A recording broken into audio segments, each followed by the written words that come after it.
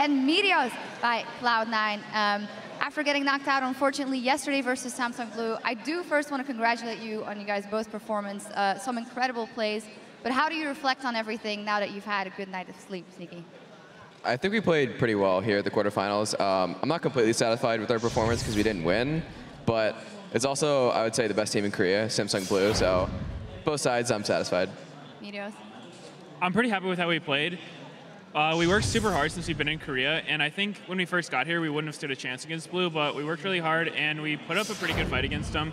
So I'm really satisfied with how we played, even though we didn't win. But they're a super good team, so we didn't really go into it expecting to win, but we tried our best. Sneaky, do you think that it's because you played versus that best team that you were able to show that performance? Because it felt like it was the best Sneaky we'd ever seen.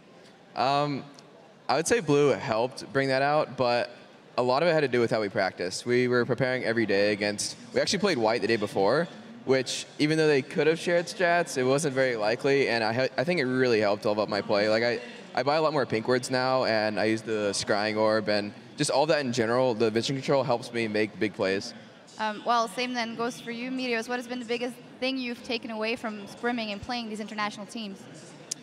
Well, playing against Korean teams mostly just keeps you from making any mistakes, because sometimes in NA, we can win games even if we don't play that well, just because the other team might not really know how to capitalize on your mistakes. But in Korea, they capitalize on every single mistake you make, so it just kind of makes you want to play perfectly. Any single thing you do wrong, even if it's just, you know, standing along the river level 1 like everyone does, they'll punish you by getting 3 of your buffs. So you just have to play creatively, try to do something unexpected, and at the same time not make any mistakes. So it's really hard, but it's also really satisfying when it works. How do you guys feel going into the next season in NA after losing to TSM, but this must give you a big boost to regain that top spot? It's going to be a long off season, so we'll have a lot of time to prepare, and I think we'll be able to come out strong.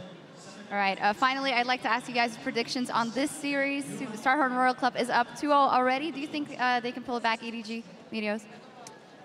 I don't think EDG is going to win this series. I think they might take 1 game off Starhorn, but Starhorn definitely looks dominant, and they've been playing really well. Uzi has just been straight carrying games, so I think that'll keep going on. Sneaky. Yeah, I think Starhorn Royal Club won with the worst comp last game, so that just proves they're the better team. All right, well, we will see. Thank you guys very much. And as for us, we're going to dive straight into Game 3 with our casters.